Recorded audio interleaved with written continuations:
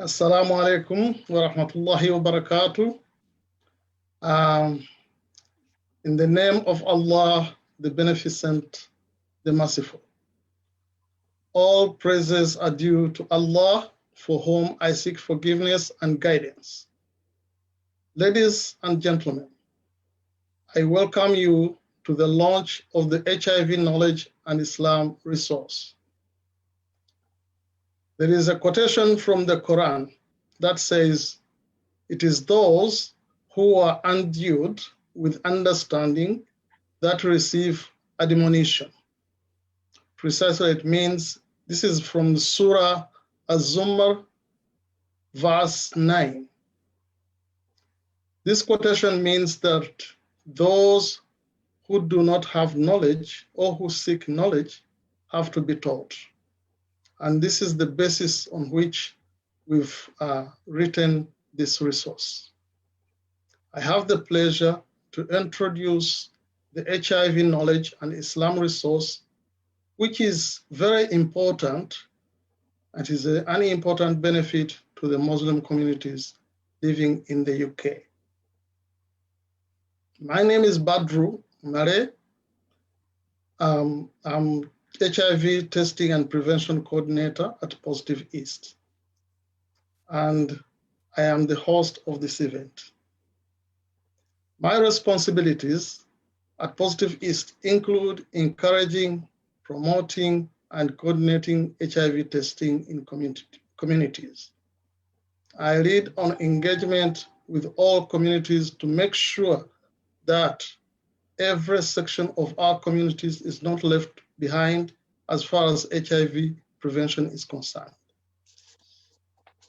I have worked in the HIV sector since 1992 in the early years of the epidemic, and I've had the opportunity to witness the changing face of both prevention and HIV treatment.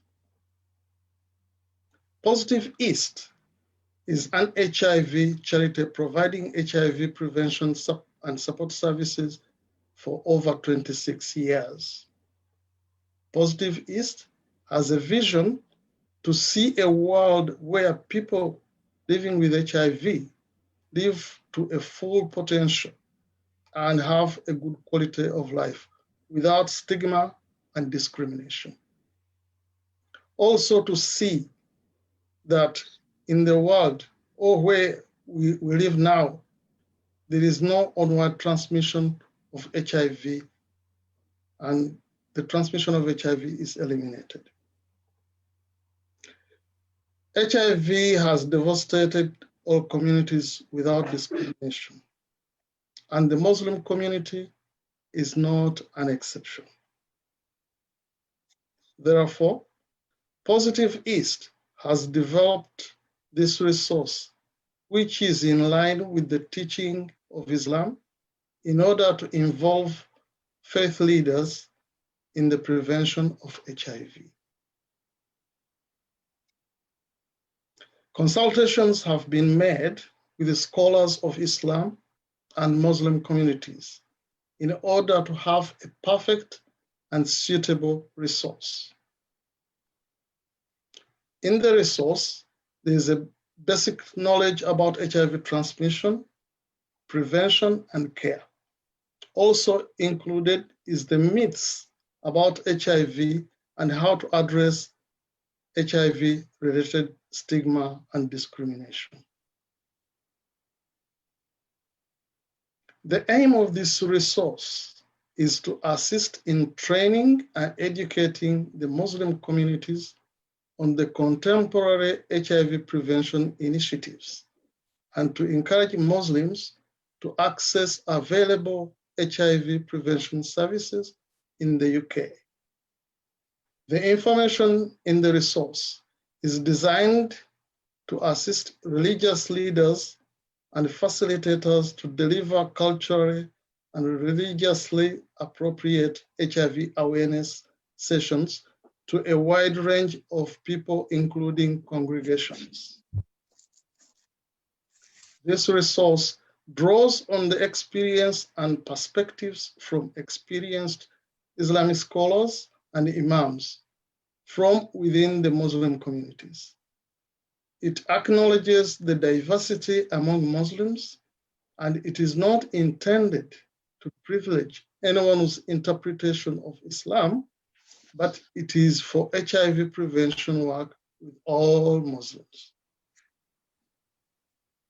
This resource includes words and sentences that have been proven successful in engaging Muslim communities in HIV prevention work and in tackling stigma, discrimination against people living with HIV. It is also recognized that khutbahs, which is the preaching in the mosque, can be a valuable way of raising issues related to HIV prevention, treatment, care, and reducing stigma. As a result, it is suggested that the information in this resource is integrated into the messages delivered in khutbahs.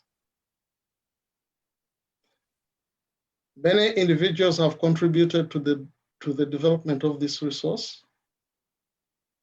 I wish to express my sincere appreciation, in particular to the following. We have the promotion team at Positive East, managed by Ian. Ian, the team comprises of Ian, Alex, the gentleman who is behind the technical work, making it possible for us to be on Zoom, and Senior, the designer of the resource that looks very glamorous. I also send my appreciation to Sheikh Suleiman Kibuka, the Imam at Baker Street, and also a presenter on Islam TV channel. My appreciation to Aisha Masimbi, the Islam Parents Forum lead, and also a mental health specialist in Newark. Mr. Baker Kiyingi, the Islam youth leader and presenter on 75W Radio in Easttown. Ms. Husseina Hamza, from African Advocacy Foundation, and also a member of the East African Women Muslim Group and a community peer mentor.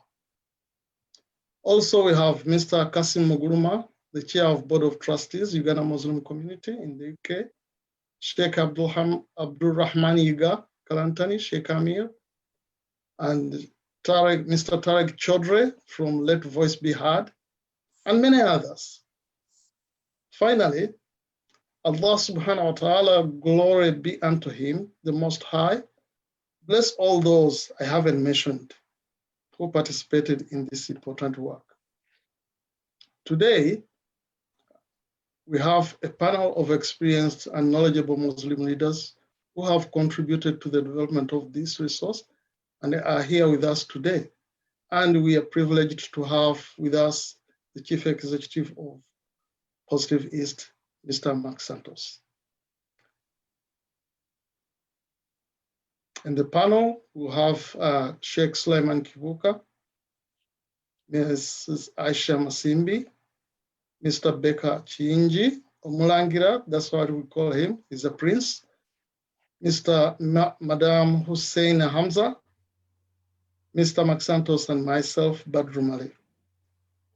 We'll have a brief presentation from each one on how important they regard the resource for their communities.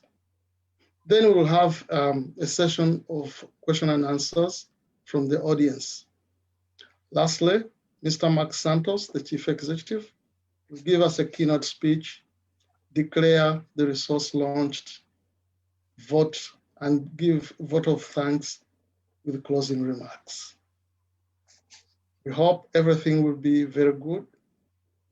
Inshallah, we are also on Facebook Live. It is being recorded for some people to see later after the event. Please, if you have the link, share it with friends. And thank you very much. Assalamu alaikum wa rahmatullahi ta'ala wa barakatuh. Assalamu alaikum. Thank you. So I hand over to Alex for the next speaker.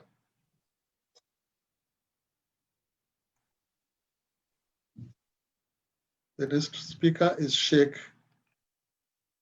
Suleiman Kibuka. Sheikh. Yeah. Okay, thank you very much. First of all, Assalamu alaikum wa rahmatullahi wa barakatuh. Opportunity to express my sincere gratitude, first and foremost, the Creator for the opportunity of life, but also to be part of this invaluable effort that brings about the awareness of HIV in the community. And as we all know that the HIV probably came to surface 40 years ago in the early 80s, when it claimed quite a very big part of human life, especially not only in this country, but mainly in Africa and other parts of the world. And ever since, efforts have been put in place. And of course, there have been mutual effort from across, specialisms of different, dimensions. And of course, the religious community has also been part of this.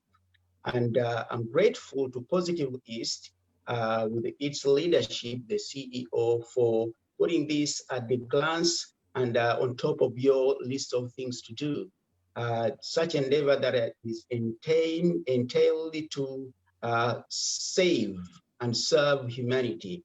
And we pray to Allah subhanahu wa ta'ala to bless your effort and make this effort worth the while that is intended.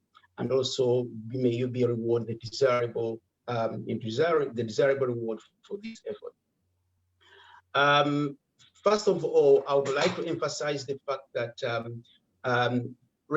all religions, including Islam, of course, take the issue of life on top of their priorities. And as we understand in Islam that one of the cardinal objectives of the religion is to preserve actually life, protect, care, and preserve life in all its forms. And anything that actually poses a threat to life has to be, of course, addressed with all the resources and as a matter of obligation, individually, but also collectively. Now, I would like to say as well that this work, of course, starts from the standpoint of the fact that religion looks at life as the core and the focal point of the opportunity for mankind to serve his creator. Of course, without life, then life purposes become meaningless. So this important initiative has taken place with the consultation of many Muslim leaders. And I, in particular, but also on behalf of the Islamic Culture Center, we were privileged when I was approached by Brother Badru to give us the opportunity to be part of this effort. And I know our contribution has been very, little, but of course, it goes a long way to mirror what many Muslim communities and organizations, mosques and other Islamic centers do have to offer an effort to address the issue of HIV in the community, not only within the Muslim community, but also across the wider community, because we know it is indiscriminate, and the consequences of it are also indiscriminate, not only the Muslim community, but also the entire human community as large. So therefore, there is a great considerable amount of attention being paid to the potential of HIV prevention and intervention in the faith-based settings. Care generally and raising awareness of care both in its preventative or intervention and in its other aspects, as I mentioned, is one of the core objects of the Sharia. So this work now starts from the standpoint that faith-based approaches to mutual care and responsibility often share much in common with the health promotion approaches. And we, definitely. We always work, we aim to continue working with the government statutory bodies and other entities that are working towards maximizing the potential for humankind to serve their purposes and live in a way that they don't have to feel left behind, where they have to overcome the inferiority complexes and the stigma that goes with someone who happens to be a victim of HIV. We do it as a matter of a necessity, but also as a matter of a need, but also as a refinement. A necessity because we know that it is necessary to step in when someone happens to be in difficulty because we are part of the human community. It is a need, also we do it as a need because if we don't, of course, the consequences can be overwhelming the wider community.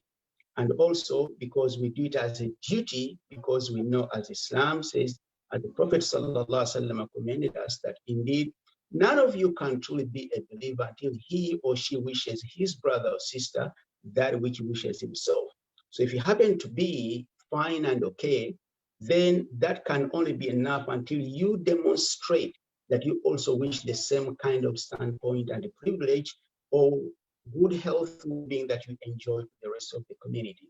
So this is where we do this, what as a mosque we always work in collaboration with all other organizations involved in this. How can we prevent the spread of infection within our communities? How can we care for the community? And how can we support our brothers and sisters who are already living with the condition? Of course, mosques, just like any other organization, might have very limited resources. But we know sometimes sharing the support through the pastoral engagement can go a very long way in at least consolidating some kind of confidence and self-realization within the community. And in that way, of course, as a mosque and as a community faith, faith communities, we can go a long way in our pastoral duties, because by the end of the day, we understand that religion has got a very, very paramount role to play beyond probably, the provisions of the medical provisions. And that's why in our role, we always emphasize to our community that the first step towards recovery and self-realization is to ensure that you always take the belief in your creator as the first and most important step. That way, when you rediscover, then you can work around how you're going to live with this community. And I find that the document has addressed this, alhamdulillah, in broader sense, and has highlighted the importance of fostering the bonds of humanity and its creator. So one of the answers that I've been endorsing this document, and as we emphasize the wide community in all our engagements, is that the best way to reinforce your confidence is to establish your relationship with Allah subhanahu wa ta'ala, your creator, but also make sure you approach and acquire the scientific advice and knowledge about the HIV, but also forming partnership, okay, with and making use of the religious leaders alongside the service, the service providing communities, so that inshallah ta'ala confidence can be reinforced. This will involve both being informed and educated about our HIV, and also in tackling the stigma and discrimination that is sometimes experienced by people living with HIV, as we all know. Islam has always encouraged discussion on matters which help to promote our health and lives, and provided this is within the context of Islamic moral values. And of course, any sound Islamic moral value will never ever contradict with any conventional approaches, to either preventing or actually, supporting those who have been victims of HIV. So there is actually room for, mutual cooperation and support, and this has been very much highlighted. What it does is that it reinstalls the confidence within the victims of HIV to look at the professionals as integral to the recovery process without thinking that, well, without approaching with any room of suspicion. The Prophet ﷺ mentions that indeed he who is not interested in matters of the community of Muslims and non-Muslims, then of course is outside the fold of Islam. This means that Islam as a community and as a faith, we take the well-being of the community in its broader sense as pivotal and as part and parcel of the identity of the true servant of God, our Creator. And also regarding those seeking knowledge, educating ourselves, members of the community, and also patients, is integral and is part of our faith.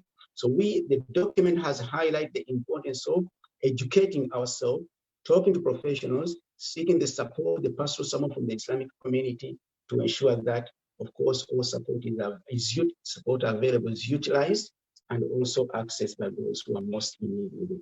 I do conclude my humble speech by thanking and expressing my gratitude to Positive East for the endeavor to support the community. And I know your work will go a very, very long way in educating the community and also bridging the gap with what has been missing, although the journey still continues. And I say thank you very much. Assalamu alaikum wa rahmatullahi wa barakatuh.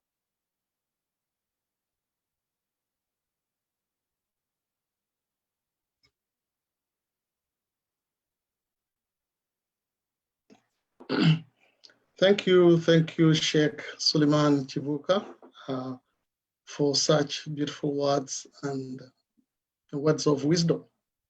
Now we are going to have a presentation from Ms. Aisha Masimbi to tell us about the ideas and the words, recommendations from the Family Forum. Ms. Aisha Masimbi. Assalamu alaikum wa rahmatullahi ta'ala wa barakatuh. Wa alaikum assalam wa rahmatullahi wa barakatuh. My name is Aisha Masimbi, and I run a parent forum on 75W Radio. I'm a social worker by background, and I specialize in mental health social worker. First of all, I'd like to thank Positive East, and mainly the Positive East coordinator, Mr. Malay, for inviting me on this launch of the Muslim resource. It's quite important because it is again something that affects everyone. It is something that is a challenge, and a few of the things that I work on is raising awareness within our communities, the Black communities. And as a Muslim, we all have the obligation to share the knowledge, to educate, and also to intervene where necessary. And as a social worker, of course, intervention is one of my role.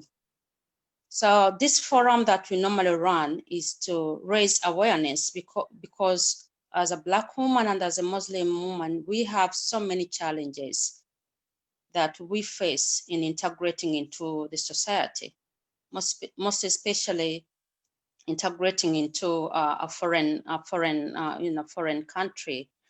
So one of the few things that we talk about, obviously, social issues, and I feel that HIV is one of the social issues that impede our community.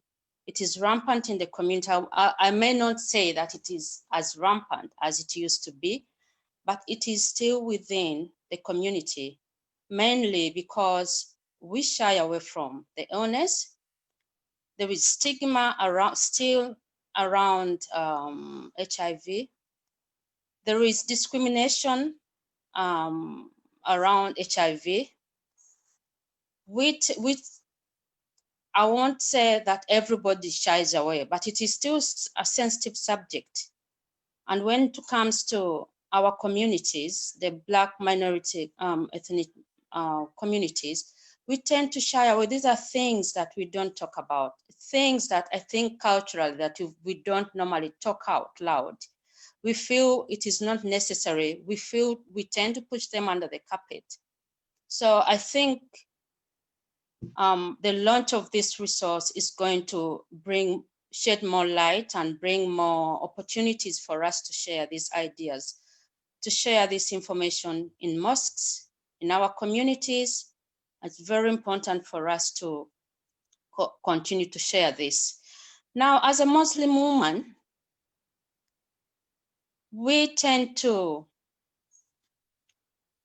the Quran says, a man can marry as wives up to 4. That's if they can manage them. But of course, there is always that fear within Muslim women. The fear of somebody, maybe your husband going away and coming back, and you don't know where they are coming from. So I feel that this has come at an opportunity where it will kind of create awareness within our communities. People will share. Reading the book will actually highlight quite a lot of issues. It will highlight a lot of the treatment. I got an opportunity to read through, and I feel there is quite a lot of information that I personally didn't know, that you could go to present at A&E and actually get checked within, I think 72 hours or 24 hours if Mr. Malik could, I think I'm right there, isn't it? So that is something that many people don't know. I've gone through the book. There is actually a lot of treatments that are now prevailing in the community that we may not be aware of. So as a Muslim, I urge other Muslim women or men there, the community, to share this information at large, because I think it is very helpful.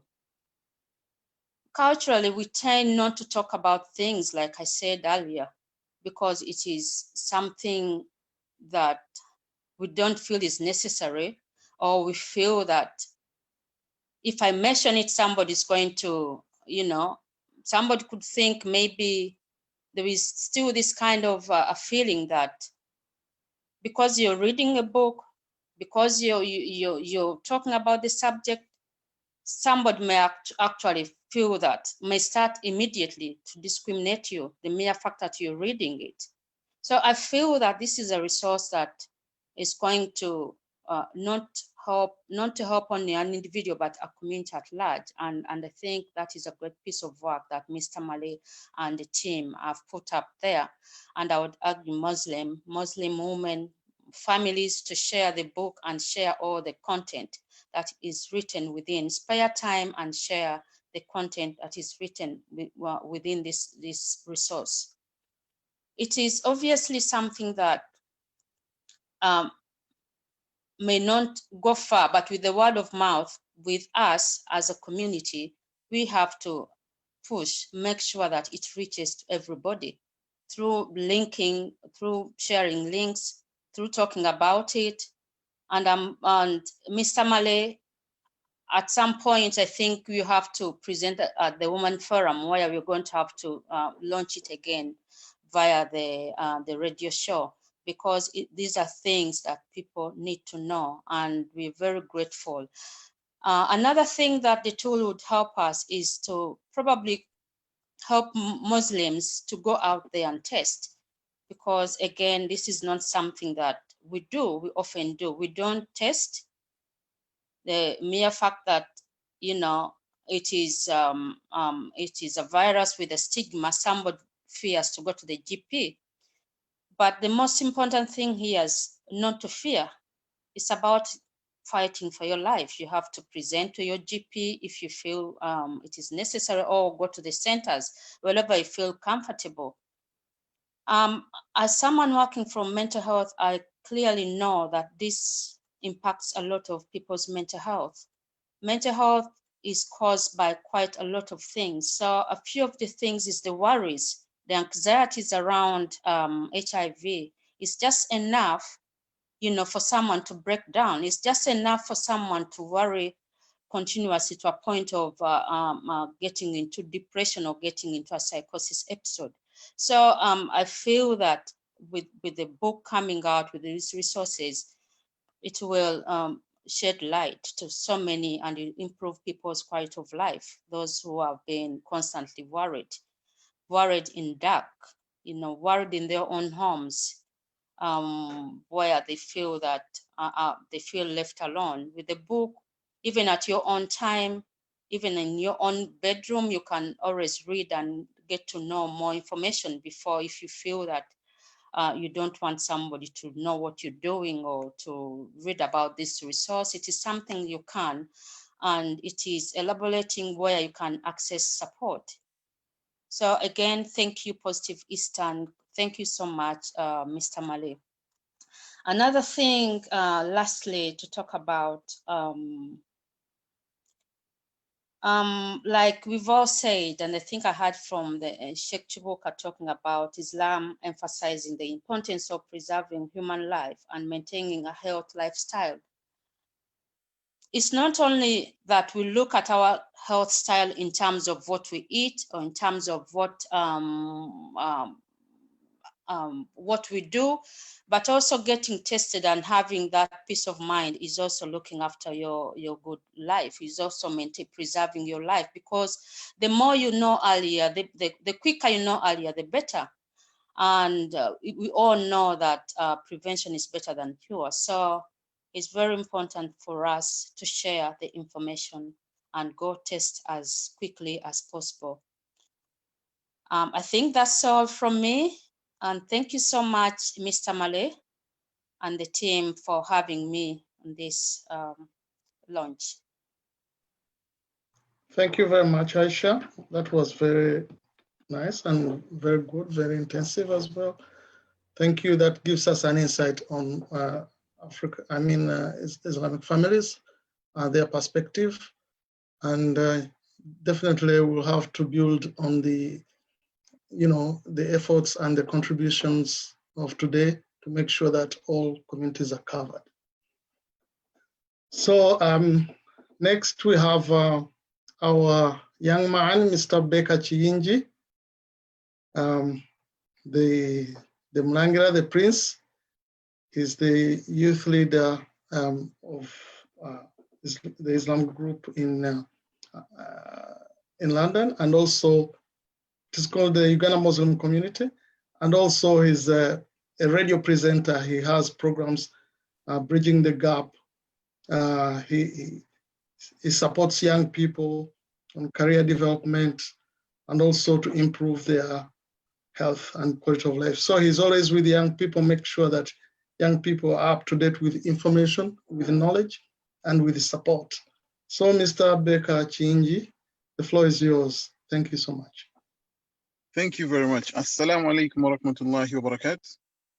Wa alaikum assalam wa rahmatullahi wa barakatuh. Yes, my name is Baker Kiyingi, and I'm so happy and grateful to be here. And I would like to thank the Almighty Allah subhanahu wa ta'ala that's enabled us to be here, to be able to take in the information that we are receiving today. And I would like to thank my fellow panelists for taking out your time to be here so that you can be able to introduce such a program, such a project to our community. I would like to thank Mr. Malay, Positive East, for all the good work that you're doing within various communities. And also I'd like to thank those that have taken out time to listen to us or even watch us on Facebook. And please, when you get this information, do try and share it.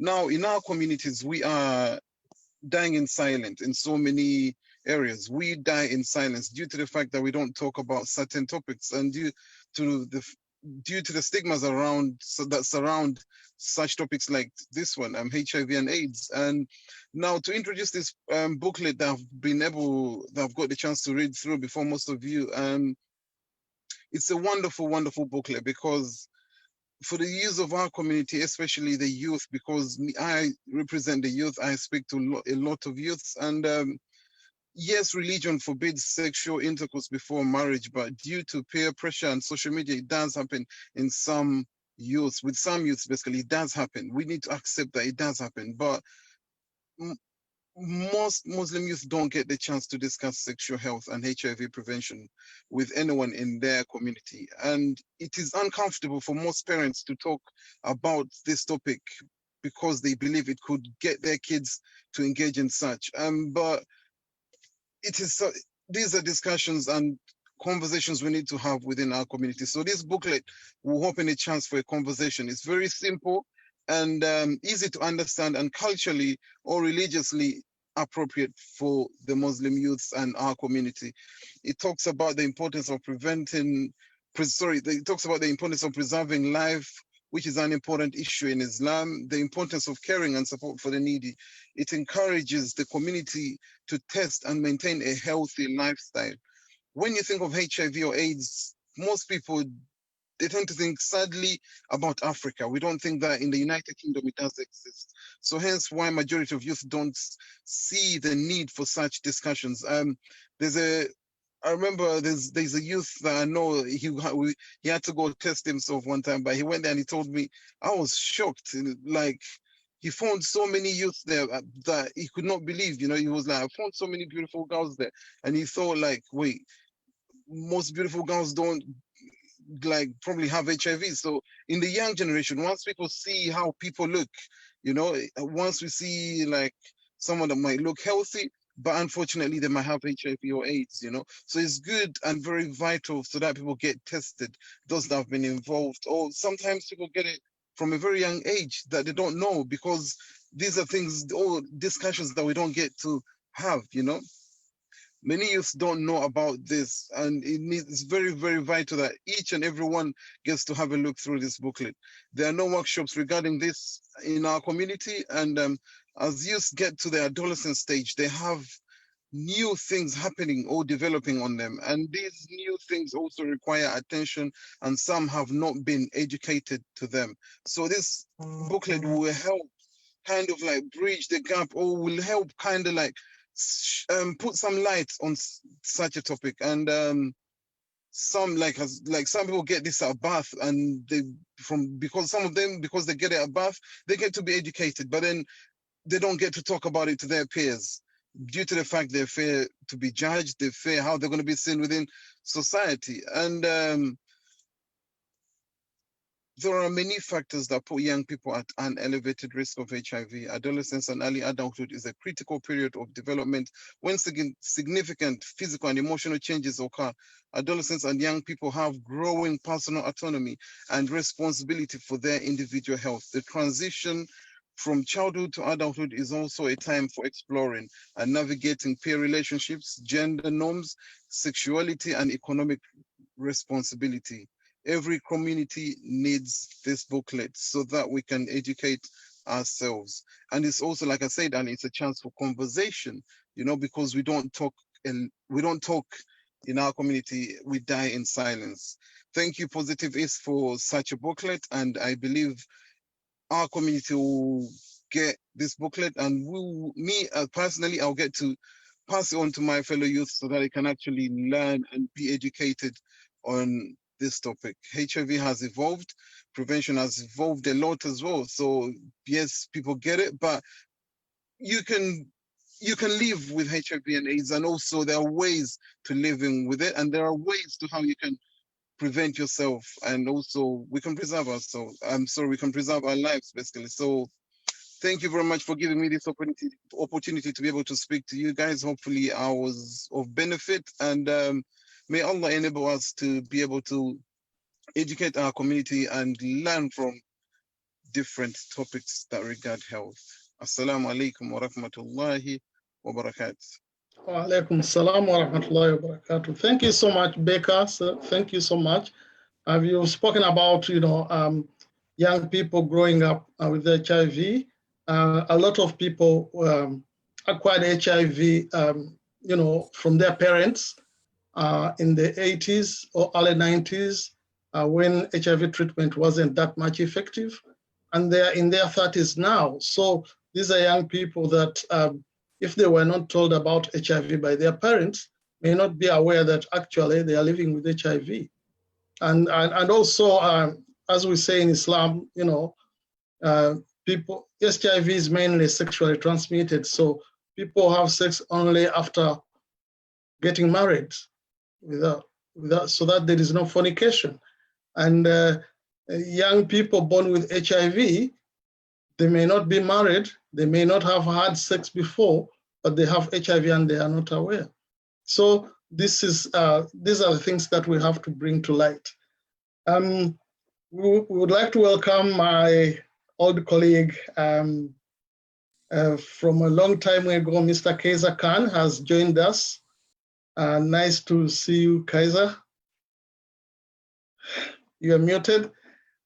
At the moment, we are going to hear from Ms. Husseina Hamza, who is a peer mentor. She's also a veteran of HIV prevention. So, Ms. Husseina Hamza, you are welcome. Thank you. Badru, can you hear me now? Oh, yes. Assalamu alaikum. How are you, brother? Wa alaikum salam wa rahmatullahi. We are fine. Alhamdulillah, long time. Yeah, thank you for joining us. Now, this is really interesting. This is long awaited. This is very long awaited time after the original HIV knowledge took place almost 15 years ago. Yeah. We have now come back around the table to discuss this again. And the sad thing is we haven't really moved much forward in the last 12 to 15 years on this subject. We're still very much in a barrier where we cannot get into the mosque, we can't get into the faith leaders. We can't discuss HIV openly within Muslim communities. And that is a shame, because you would have thought we would have evolved. We would have kind of opened up and involved in terms of with communities, with infrastructures, with people, and not sat back on the fences to say, astaghfirullah, we can't discuss sex in mosques. We can't discuss sexual health in mosques, because it's our health at the end. It's the health of the individuals. If the Prophet could look out for people's health and welcomed us to discuss, the openness of looking at everybody's needs, whether it's sexual needs, personal needs, religious needs, then I don't see why the other Muslim leaders are very hesitant in terms of discussing this very important topic about how can we, open up a dialogue to HIV in our faith leaders, across the mosques, across the youth services, across all the Islamic platforms. And I think only if we work together as collectively are we going to be able to make a difference. Excellent. Thank you, Khaiser. Thank you. Now we are going to have presentation from Husseina Hamza. Husseina Hamza, she's a peer mentor. She has worked in the HIV sector for quite a long time. At the moment, she's working, she's with the African Advocacy Foundation. And well, she has, I think, a lot to tell us through all her experience. So I'm not going to waste time, talking about here and there. Husseina, please. Assalamu alaikum wa rahmatullahi wa barakatuh. Wa alaikum salam wa rahmatullahi wa barakatuh. First of all, I want to say thank you, Brother Badru. Thank you, Positive East, who gave me this opportunity. Thank you for all of us who have been put together this talk today. And actually, I want to say thank you for Khaiser to join us today, because it's kind of a surprise. First of all, yes, as Brother Badru has speak that, my name is Husseina Hamza. I have been working in the sector for a long time with Africa Advocacy Foundation, and I have been working with Khaiser as NAS project, actually working with a Muslim who affected and infected with HIV. First of all praise be to Allah. We praise Him, seek His help and forgiveness. We seek refuge with Allah from evil of our soul and evil of our deeds. One whom Allah guided none can lead him astray, and one who Allah misguided, none can guide him. We beg Allah to make this knowledge beneficial to all the readers, to all the one who will touch that booklet and understand what has been written down. Seeking knowledge is obligatory on every male and female in Muslim. We believe the life of Muslim is guided by the noble Quran, in which keeping to good moral codes of conduct with education and awareness of HIV/AIDS in our community. There is a need to put more emphasis as community on creating awareness on prevention, treatment, and education to our community, special Muslim community. We need to raise this awareness. We need to work together with our Imam. We all know that we are all human beings. For us who have faith, when we have gone through a lot, stress, anxiety, mental health, we seek Allah. And when we see an Imam, and I approach an Imam and ask, I have issue, and I know that he will be there to accept me and to listen to me, not to discriminate me, not to stigmatize me.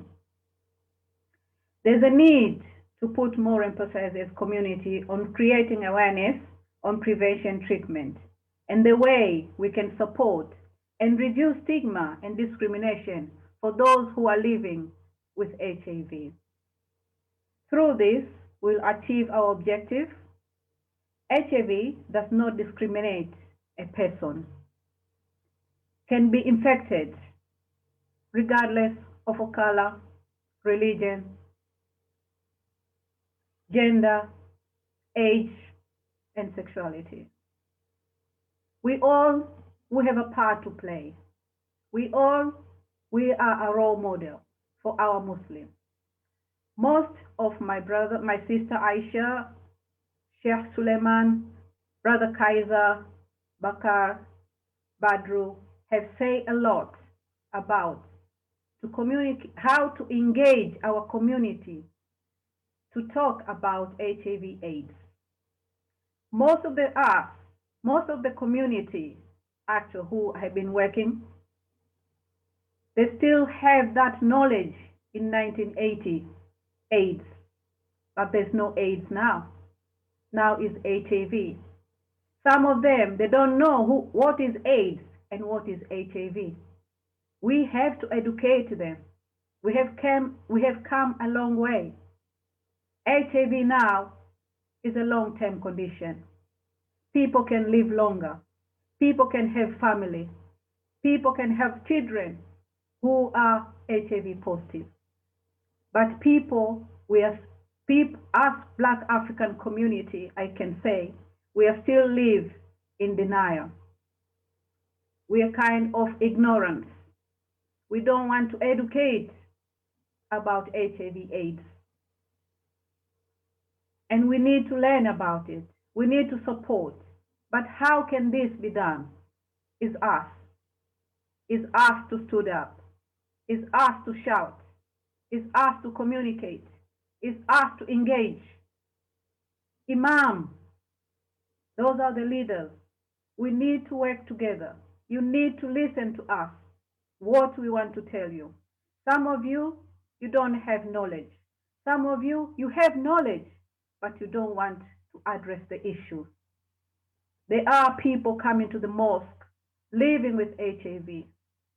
The fear of open up. We need to work together. We need to address this issue to support our brothers and sisters, aunties, fathers, mothers, who are living with HIV, who infected and affected. Because if a family has infected with HIV, all the family has affected. How can we support this? Brother Bakar have touched about youth. Those youth, they need education. Some of them, they have parents, have not even sit down and discuss about their condition. Those youth are going in prison. Those youth who are HIV positive, they don't take medication.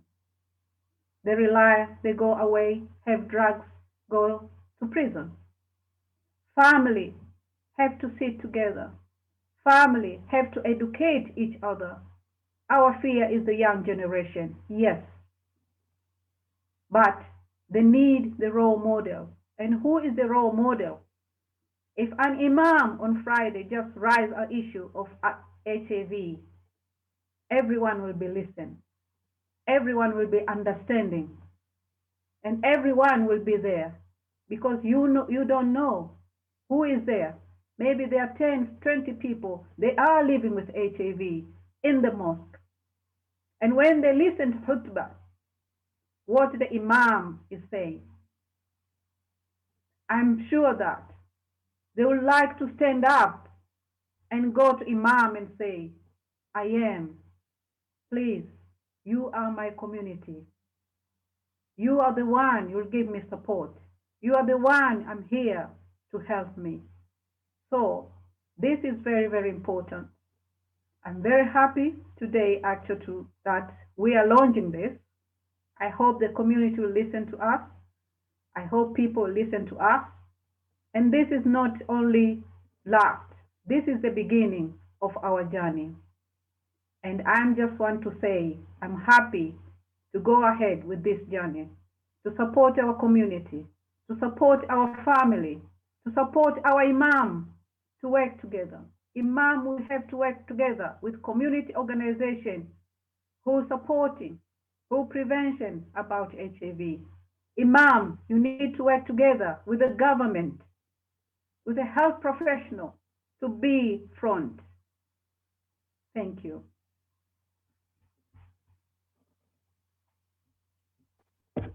MashaAllah, MashaAllah. Thank you, Husseina. Thank you so much. And you know, I'm becoming a bit emotional. You know, as Brother Khaiser said, these are things we've been trying to do in the past, and I think this is another beginning. Do you have anything to say, Brother Khaiser, again, before we go to questions and answer session? Yes. So basically, it's kind of difficult because I'm a doctor. So being in the clinical world, looking at from the inside of the clinical settings, I look at various amount of people who are suffering from HIV and how difficult it is for them to adhere to the realization that they are positive. But when it comes to African Muslim communities, it becomes even more difficult because they do not engage, they disengage. And the concerns I have that we've got a lot of parents out there with children who are not engaging in the services and therefore not taking the medication. So we have a duty to safeguard our ummah. We have a real duty to safeguard our ummah. You know, as Muslims, it comes from us, the forefront, to say, look, it's bid'ah for you not to take your medication. It's gunnah for you not to take medication. Allah has not stopped you from taking medication. This is not an illness from Allah to punish you. This is not anything like that. But unfortunately, this is where the stigma is. This is the stigmatization. And this is where the fear lies in the community because they think they're going to be ostracized. They're going to be stigmatized. They're going to be laughed at. They're going to be talked about that, you know, they were promiscuous. And that's how they contracted HIV. But we know as consultants and clinicians that this is not true. And we need to find an avenue where we can really start to open up and talk a bit more freely. Alhamdulillah, I did a talk with an imam approximately 4 years ago, and I did a Friday khutbah. And there was 300 people in the khutbah in the mosque. Alhamdulillah, you know, it was great. Standing up on the pillar and talking about HIV to all the community. It went down pretty well. We had approximately 20, 40 people who were really interested to understand a bit more about this. So I really want to start to open this kind of dialogue again and start to have an infrastructure where we can start, you know, discussing HIV back in the formal faith leaders in faith settings. And if we can start to talk about it to young people, then I think we might have a better chance this time around in engaging with the Muslim community. Thank you. Thank you, Khaiser. We have some questions coming from the Facebook Live. Let me just read one and see. Yes, HIV-related stigma is high in the Muslim community. How are you going to convince that they need the knowledge about HIV? It is about stigma. How are we going to convince people that they need the knowledge of HIV? Anybody who can answer that? Yeah, I can shed some light on a few points, although I don't think I can be the right candidate for answering the question amicably. But I think there is something that is coming out here, based on what Brother Sister Husseina mentioned and Brother Khaiser as well, but also is reflecting the question. What makes this issue looms so wide in our community and expands, and it eats away the community? First of all, there is a cultural element to it.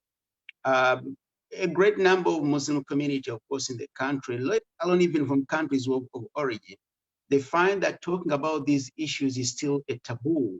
It's not only about HIV and AIDS, but think about gender issues. Think about the dangerous diabetes illnesses, the sex and sexuality issues of identity. These are issues that are quite very sensitive, let alone being discussed within a family setting. If something cannot be discussed in a family setting, it's as a taboo, because it earmarks you as someone who is odd and maybe astray in the community or in the family, then of course it provides a breeding ground for the eventual dangers, to be exacerbated. And this is where I think we just have to reinvent ourselves. The first point to any problem, I think, is to identify the solution. We know whether we are still insular to ourselves. We don't want to talk, about the condition within ourselves in the community. We know the problem is there. Now, as people have taken the challenge and understanding that this is something that eats away at the core of our community, we have to reinvent the new approaches to raising the awareness. We see many of these issues that are actually becoming very topical in our communities. Issues of sexuality, issues of sex education, provision in school, and they're becoming quite very debatable in communities. But we know definitely, the society, the government has a reason why it has to address this issue this way.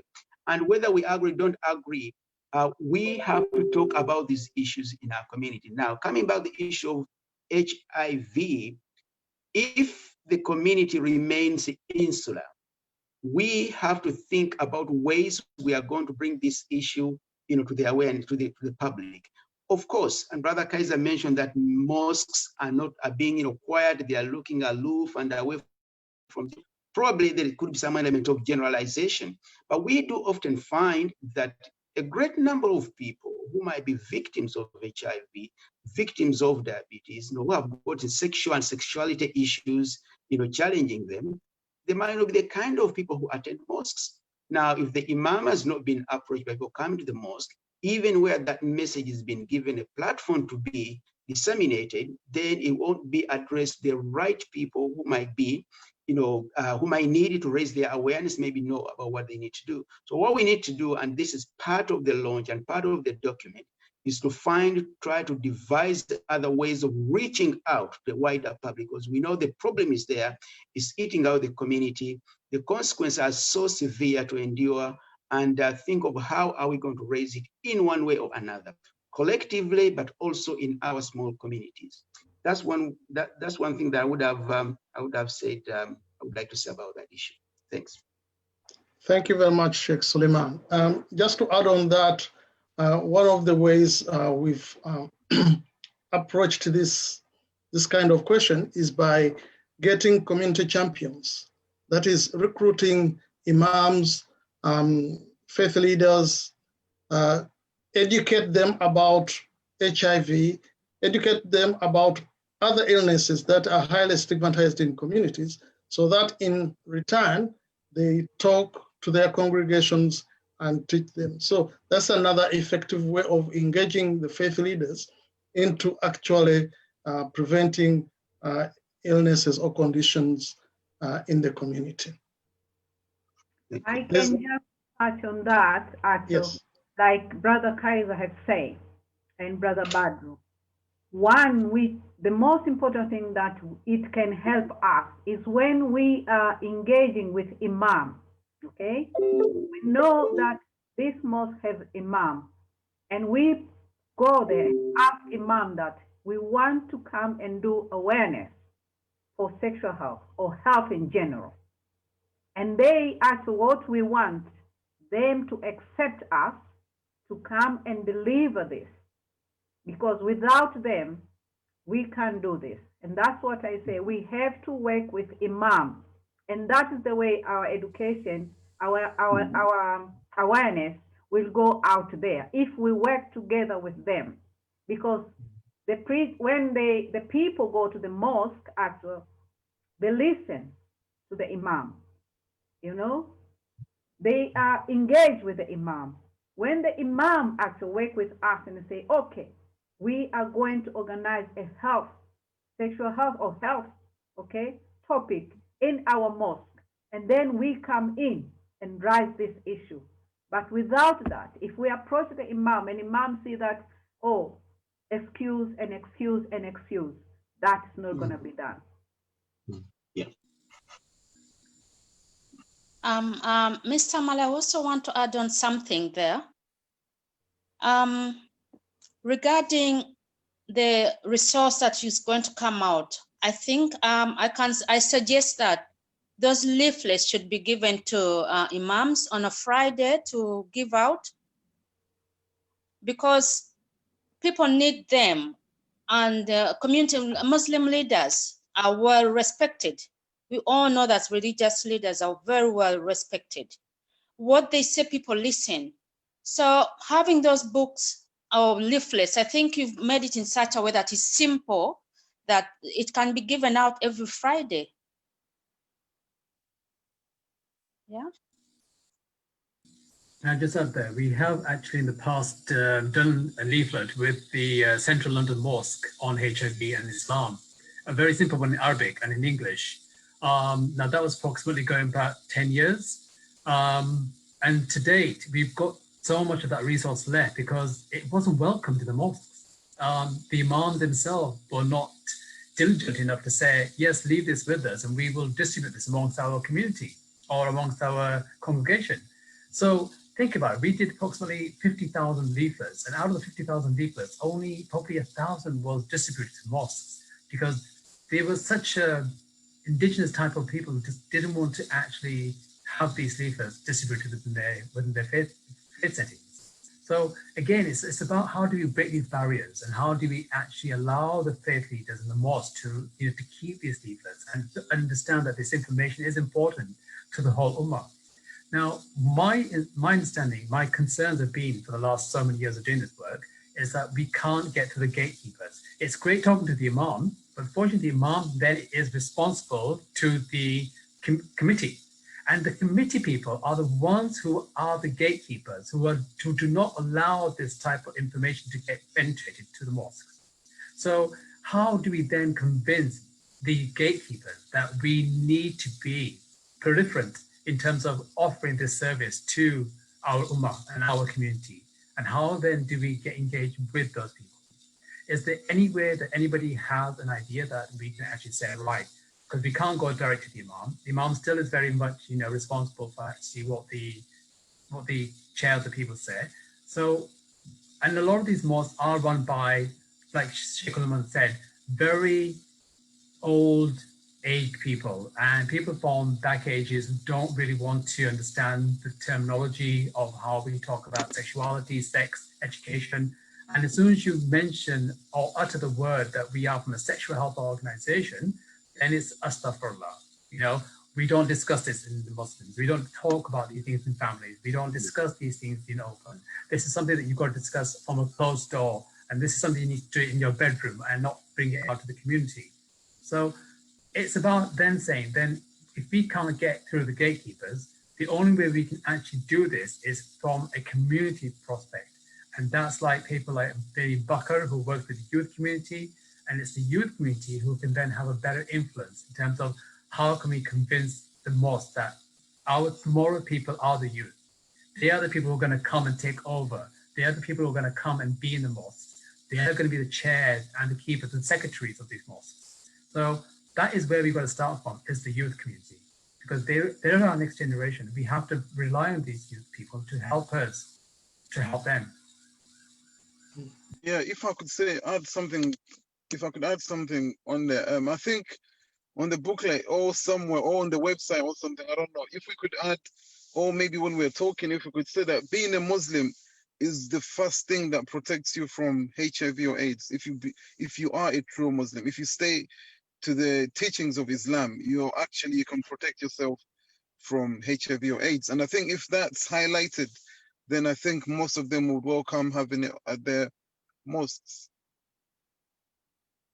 Yeah, thank you. I think that is not going to be a good, because if you say if you're Muslim, you can protect, you're kind of discriminating, they excluded those Muslims who are HIV, you know?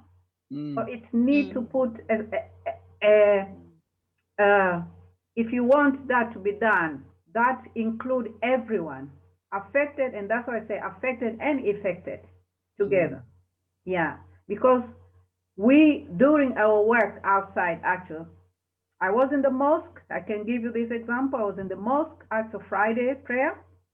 The Imam was giving khutbah, and after he said, oh, today we are going to sign petition and raise money for people living with HIV, women in Africa. And I was so surprised. I said, wow, for the first time, I heard something is talking in my mosque. This is what I want. So through when the petition was signed on, and then I tried to speak to the lady, I grabbed the lady and I say, okay, today I'm very happy because my Imam raised the issue which is burning me every day, talking about. And the woman say, yeah, but this is not for discussing the mosque. I say, okay, but do you know there are Muslims who are living with HIV? And she say, no. There is non-Muslim who is living with HIV. So I have to shut my mouth. Otherwise I could be told, go out, you know? So we need really to look at the message which will put there that don't exclude who are affected and who are affected and those who are not affected. So the message to be there is educate and empowering, you know? Like I mentioned that. They need to understand now, living with HIV, okay, is a long-term condition. Living with HIV is like you're living with diabetic or other condition. There's a treatment, okay? The treatment, a person who is living with HIV, they are undetectable, okay?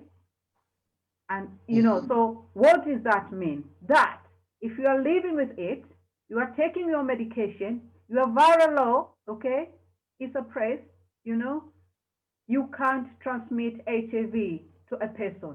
Those are the knowledge we want to address out there, okay? You can get married, a negative person and a positive person can get married and have family and have children, negative child. This is the message we need to rise out there, you know? This is prevention and treatment. There is treatment now. A person who maybe find a person who is HIV, get in a relationship. You can actually talk to your partner and say, you know what? I am living with HIV, okay? But there's two ways. I'm taking medication, okay? And I cannot pass it on. Or there is a treatment, okay? PrEP. So if you are negative, there is a treatment that you can access and you to prevent you for catching HIV. It's a knowledge. It's the knowledge of HIV which is now out there. That is the most important thing we have to address. Raise awareness and give the knowledge and understanding of HIV in 80 to 2020. Thank you. Thank you, Husseina. The topic is very nice and very hot, and definitely, as we agreed, this is the beginning. We are going to take it on. We are going to take it on further, more discussions. Thank you very much for all the, the ideas that have come up, all the presentations. Thank you so much. And well, I'm excited to tell you the truth that we have to get this up and running again, the campaigns. But we are short of time. So I would like to invite Chief Executive of Positive East to come and give us a note of thanks and his presentation, please. Welcome, Mr. Mark Santos. Hello. As Badru just said, my name's Mark Santos. I'm the director at Positive East, and I want to start by saying a huge thank you to all who've joined us today to support the launch of our resource, HIV Knowledge and Islam for Muslim communities. We very much hope that you'll find it useful in your work. I want to say a thank you to Badru Maleh and the team at Positive East, who have worked so hard for overseeing the creation of the resource and making this event happen. And as we can see from the conversation that's been happening today, that it's really timely and really important that this issue is raised. A very heartfelt and special thank you to our brilliant panelists, Husseina, Aisha, Sheikh Suleiman, Baker, Khaiser, for the richness, power, honesty, and the challenge of your presentations and the discussion that we've had today. Alongside others from the Muslim community, a number of whom Badru named at the beginning of this session, I thank you for the work in co-creating this resource and for your commitment to taking forward the conversations with the community about HIV, using it as a tool to support that engagement. You have all shown great leadership, and all of us at Positive East thank you and we applaud you. The production of this resource speaks to our very strongly held view at Positive East, that there is no success over HIV that is not an inclusive success, and that no communities should be left behind. And that we can only achieve this ambition through supporting the leadership within communities on matters HIV. This is vital so that information is relevant, resonates, and is culturally appropriate and delivered in a manner that engages and connects. We are therefore very proud to have supported the leadership of members of the Muslim community, people on this panel and others, to take out key messages about HIV. Top of this list is the fact that we're not done yet. Whilst we've come a long way with HIV, significant reductions in new diagnosis, exceeded UN targets 90, 90, 90, and we can proclaim, as Husseina said earlier on, U equals U, untransmittable equals undetectable, that if you have an undetectable viral load, you cannot pass HIV on to your sexual partners. We know that there are still too many people undiagnosed, still too many people diagnosed late, with all the negative impacts on morbidity and mortality, and some communities are clearly not benefiting from the success that is happening. In launching this resource, we hope to contribute towards addressing these inequalities and demonstrate that with support, communities, as can clearly and palpably be seen today, have more than enough leadership, capability, capacity, and in fact, are actually better equipped to be at the vanguard of making change about HIV happen. So I would like to cut the metaphorical ribbon in launching this report and say, may this resource help spark and support conversations about HIV. May this resource help break the power that HIV-related stigma holds in too many people's lives. May this resource help people to be better equipped in meeting the challenge that HIV presents our communities today. And I speak for the whole charity when I say we are looking forward to continue our work with our partners and friends in the Muslim community in taking forward the conversation about HIV and the challenges it presents. Thank you so much. Thank you so much to all of the panel. You have been brilliant. It's been a fantastic conversation and really enjoyed listening to it and learning from it.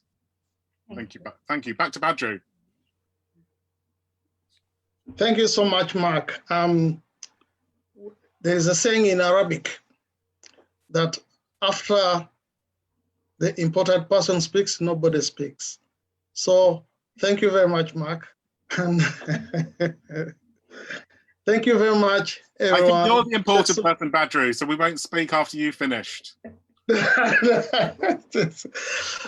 Thank you, Sheikh Suleiman, Brother Khaiser, Brother Becca, Madam Husseina, Madam Aisha. Thank you so much for your contribution. Thank you so much for the panel, for the answering the questions, educating the communities.